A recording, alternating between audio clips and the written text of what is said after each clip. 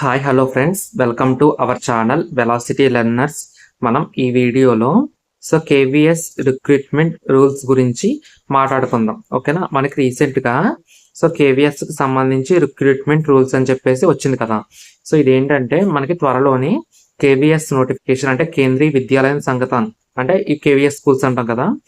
వీటికి సంబంధించి నోటిఫికేషన్ అయితే రిలీజ్ అవుతుంది అనమాట. ఈ నోటిఫికేషన్ కి ఏ పోస్టులకి ఎవరెవరు ఎలిజిబిలిటీ అవుతారు అనే విషయానికి సంబంధించి రీసెంట్ గా recruitment rules for teaching and non teaching post అని చెప్పేసి రిలీజ్ అవడం జరిగింది. ఓకేనా.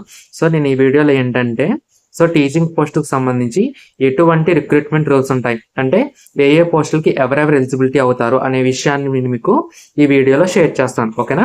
వీడియోని ఎక్కడ స్కిప్ చేయకుండా చాలా కేర్ఫుల్గా అయితే వినేసేయండి. ఈ వీడియోని మీ ఫ్రెండ్స్కి కూడా షేర్ చేయండి. ఓకేనా. మనకి టీచింగ్ పోస్టులు అంటే కేవీఎస్లో ఏమేమి ఉంటాయంటే పిఆర్టీ, ఓకేనా, అంటే ప్రైమరీ టీచర్ అనమాట.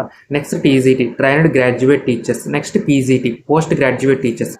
వన్ బై వన్ వీటి eligibility, age relaxation, age limit, ఇవన్నీ చెప్పుకుంటూ వస్తాను అనమాట. వీటిని ఎక్కడ స్కిప్ చేయకండి. First PRT. పిఆర్టీ అంటే ఏంటంటే మనకు తెలుసు, ప్రైమరీ టీచర్ అనమాట. 1 to 5th టీచర్స్ ఎవరైతే ఉంటారో వాళ్ళని ప్రైమరీ టీచర్స్ అంటాం. వీళ్ళకి వచ్చేసినప్పటికీ కేవీఎస్లో పిఆర్టీ పోస్టులకి ఎవరు ఎలిజిబుల్ అంటే ఇంటర్లో 50% మార్క్స్ ఉండి, డిప్లొమా ఇన్ ఎలిమెంటరీ ఎడ్యుకేషన్ అంటే డిఎడ్ ఎవరైతే డిఎడ్ చేసి వీటితో పాటు సెంట్రల్ టెట్ అంటే సీటెట్ పేపర్ 1 క్వాలిఫై ఉంటారో వాళ్ళు ఈ పిఆర్టీ పోస్టులకి అంటే ప్రైమరీ టీచర్ పోస్టులకి ఎలిజిబిలిటీ అవుతారనమాట. ఎవరి ఏజ్ లిమిట్ వచ్చేసినప్పుడు 30 years. ఓకే, 30 years ఏజ్ లోపు ఉన్న వాళ్ళు ఎవరైనా సరే అప్లై చేసుకోవచ్చు. నెక్స్ట్ అదేవిధంగా ఫీమేల్స్కి రిజర్వేషన్ కేటగిరీ ఎవరైతే ఉంటారో వాళ్ళకి 5 years పాటు ఏజ్ రిలాక్సేషన్ అయితే ఇవ్వడం జరిగింది. ఓకేనా.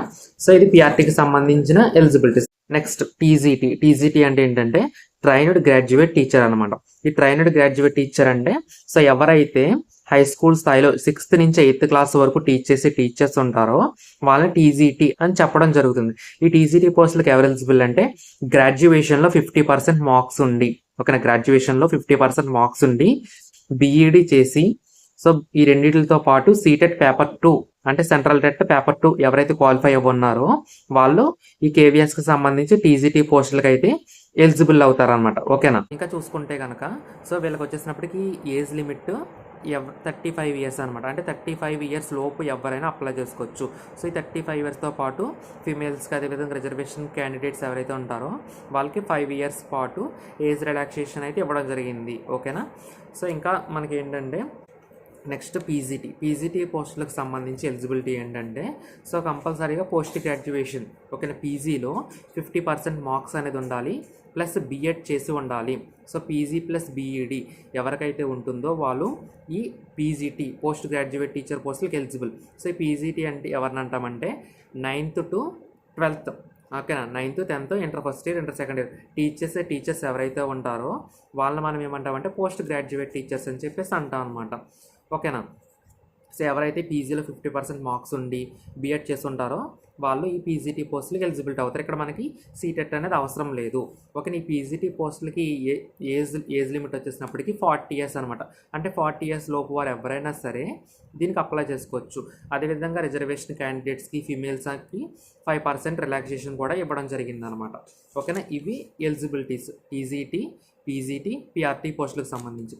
మనకు చూసుకున్నట్టయితే టీజీటీలో మనకి subjects maths, science, social, Hindi, Sanskrit, English ఇలా ఉంటాయన్నమాట.